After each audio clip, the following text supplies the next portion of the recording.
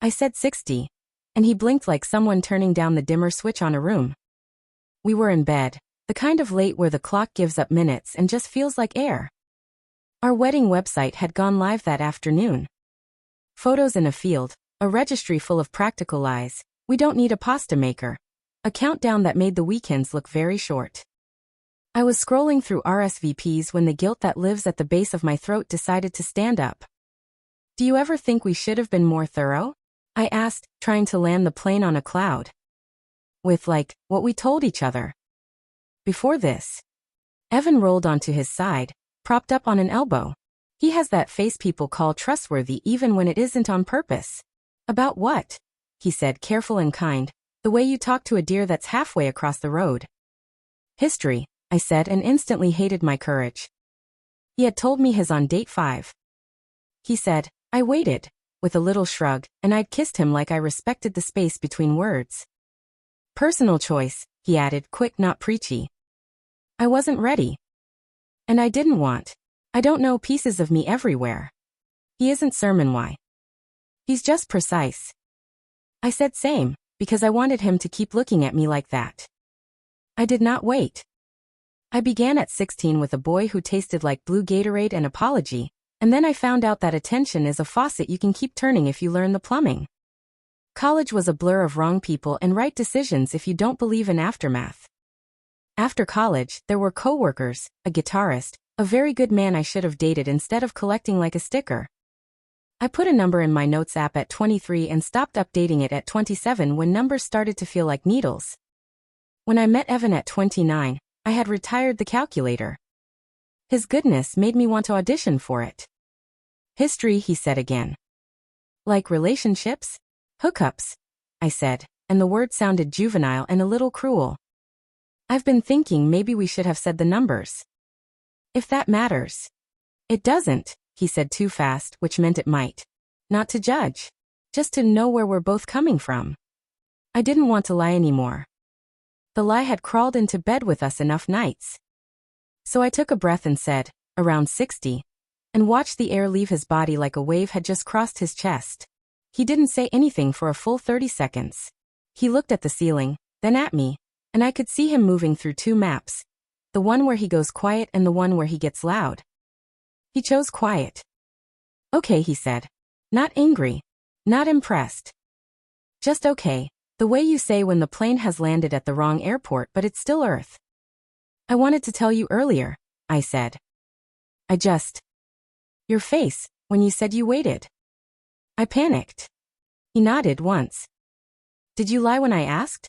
He said, and I thought of that first conversation on date 6, the one where he said he's had a couple of almosts, and I said me too. And then I kissed him and we turned our mouths into a bridge over a river we didn't want to look at. Yes, I said. By omission. And hope. He set his feet on the floor, sat on the edge of the bed, and put his head in his hands. When he looked up, his eyes were glossy but not wet. I'm not. He stopped, started again. I'm not mad at sex. I'm not mad at your past, like it contaminates you. I'm struggling with the part where I built my life around the idea that my wife wanted what I wanted. And the part where, when it mattered, you let me believe something that wasn't true. I want you, I said, which is the sentence people use when they're losing the shape of what you means. He stood, went to the dresser, pulled out a duffel, and began the saddest packing I've ever watched. Underwear, jeans, a hoodie, his glasses case, the watch his grandfather left him. He wasn't dramatic. He wasn't cruel. He was neat. Evan, please, I said. We can talk to someone. We can. I will email you tonight, he said. Please don't text. He kissed my forehead like we were at a funeral. Then he walked out, and the door did that soft latch our landlord bragged about, which I'm starting to think is a curse. At 2:58 a.m., my phone vibrated. Subject: immediate pause/boundaries/deposits. I'm at my brother's. I need space to think. Please do not call or text. Email only until further notice. I'm requesting we pause all wedding vendor payments. I've emailed the planner to freeze the timeline. You can keep the venue deposit. My parents will eat that cost if we cancel, they've said so. I'll personally handle the caterer/resale of the band slot. I'm not interested in a discussion about numbers as morality. What I care about is alignment and honesty. I need to understand whether this gap is a values gap or a disclosure gap. If it's values, I think we should end this. If it's disclosure, I'll consider premarital counseling with a third party. I'm blocking text/social for at least a week to keep us both from panic loops. If there's a true emergency, email with subject urgent. I read it twice. 3 times. It was kind in the exact way that hurts. The way decency hurts when it's not yours to hold anymore. I didn't sleep. At 7:12 a.m., my mother texted, "How are you?" Because she has a sixth sense for my bad decisions. I typed fine. Wedding. Then deleted it and wrote, "He left last night. We're talking." She wrote back, "I'm here," and then didn't press, which is her version of a hug. By noon, our planner had replied. All white space and politeness and the flat, merciful language of contracts. We can hold dates for 10 business days. Past that, deposits become non-refundable per the agreement. I'm sorry you're going through this. She included a bulleted list of all the promises we had signed to, each one suddenly looking like a dare. I went to my PCP for an STI panel because shame likes to bargain and I needed clean blood work to feel like virtue. The nurse with the gentle eyes said, "Standard 10 panel?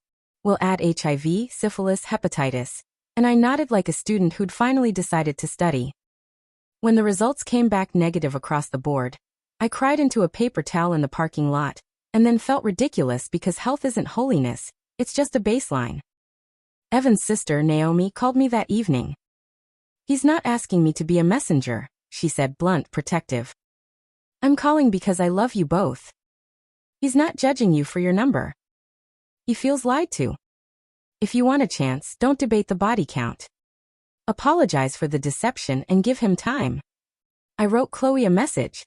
She's my best friend who loves me enough to make me mad. Do I tell him every detail? It feels gross to list the past like a menu. She replied, "You don't owe him pornographic confession. You owe him the truth you hid. That you are different from the fantasy you sold him. Then accept that he might say thank you and leave." She is the friend who buys tampons and also slaps. The week went by like watching a building you live in from across the street. Evan's cousin posted an Instagram story from a pickup game. Evan was in the background, laughing at something off camera, hair shoved back by the wind. He looked lighter. Not good. Exactly, but like a man not carrying a lie on both shoulders. On Friday, an email. Subject: Next step options. I spoke with Pastor Jim, and with a secular counselor my friend recommended. I'm open to 3 premarital counseling sessions to answer one question. Were we misaligned the whole time, or did you lie because you were scared? If we are misaligned, I won't marry someone I'll resent. If you lied from fear and can live in daylight, maybe we have a shot. I need you to think about whether you can live in daylight. Not for a month. Forever. Ground rules if we meet. No body count debate, no whataboutism, no minimizing. We are not litigating culture. We're deciding if our values are compatible. If you want to do this, reply with times. If you don't, reply with end, and I'll proceed to cancel everything with minimal drama. I replied yes. I want the sessions. I lied because I was scared you'd leave if you saw the parts of me I'm still learning to hold. That is not a defense. It's the map. I can live in daylight. I want to. Counseling is not a movie. It's a room with 2 chairs and a woman who hands you vocabulary you don't want. She asked us about our sexual ethic, which made me want to evaporate, and then about our truth-telling ethic, which I realized I didn't have a good sentence for beyond, when convenient. Evan said, "I don't need purity. I need congruence." The counselor nodded like he had turned a key in a door. I said what I should have said on date 6. I have a past that doesn't align with your choices. I wanted your goodness so badly I auditioned for a version of myself that doesn't exist. I can't change the past. I can change whether I lie. Session 2, we talked about resentment. He admitted he'd thought he'd found a woman who matched his path, and was grieving that loss. I admitted I liked being treated like a prize earned by patience, and that I had used his reverence like a mirror to fix something about myself instead of fixing myself. Session 3. The counselor asked the question Evan's email contained. Can you marry what's here, not what you pictured? He took a long time answering. Then he said, I love you. I don't want to punish you. But I don't think I can make peace with the gap between what I thought we were and what we are without turning it into a fight we have for the next 20 years. I don't want to resent you, and I don't want you to feel judged every time we get in bed. That's not a marriage. That's a courtroom. He turned to me. I'm going to end this. I didn't beg. I cried like a roof leak. Slow at first, then everywhere. He handed me tissues like a man handing someone water on a hike they should have trained for. He squeezed my hand once, like a benediction. The final email came that night. Subject. Closing the loop. Vendor/ring/moving. I've canceled all vendors we can cancel, and taken the loss on the non-refundable ones. My parents insisted on covering their portions. Please don't contest. I'll send you a prepaid label to return the ring, no drama.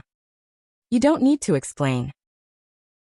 I'll come Saturday 10 to 12 to get the last of my things. I'll leave my key in the mail slot when I go. Please leave yours with the doorman Monday. No smear from me or my family. We'll tell people it wasn't the right fit. We both deserve peace. He signed. And that was the only time it felt like his name lost letters. If you need to keep score, he wins. Not because he dumped me from my past, or gave a speech that set the internet on fire. He wins because he refused to wage a culture war in our bedroom. He wins because he chose a marriage he could actually live in over a heroic performance that would have eaten us both. He wins because he didn't shame me in the group chat or in a church foyer.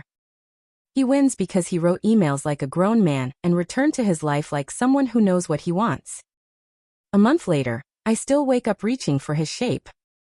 I still want to text him when I pass the bakery he loves with the almond croissants. I don't. He asked for light, I can at least give him space. I joined a support group, which sounds dramatic until you realize most of us are just people who lied at the wrong time to the right person, and are trying not to make it a personality. I got a therapist who doesn't let me use jokes as oxygen. I told my mother the truth and she said, you wanted to be loved for the you planned to be. Next time, be that you first. If you're looking for a moral, it's not about numbers. It's about contracts you write with your mouth. If your partner's sexual ethic matters to you, ask before the venue deposit. If you have a past that might scrape against someone's values, say it when there's still time to bless each other and walk away. Don't sell someone a fantasy and call it love. Don't ask someone to swallow a mismatch by promising to be less yourself. People can forgive numbers. It's math. It's the subtraction of trust that starves a relationship. I still have the wedding dress in the garment bag. I still have the ring box with the prepaid label. I still have the field photos and the registry we took down after the planner sent her last soft email.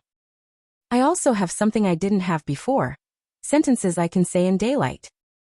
I want a marriage built on those. Hey everyone, thanks for watching. He waited for the one. And she hid a past she was scared to own. He didn't shame her. He set boundaries, paused the wedding, and chose a future he could live with. If you liked this video, please subscribe for more. Thanks and see y'all tomorrow.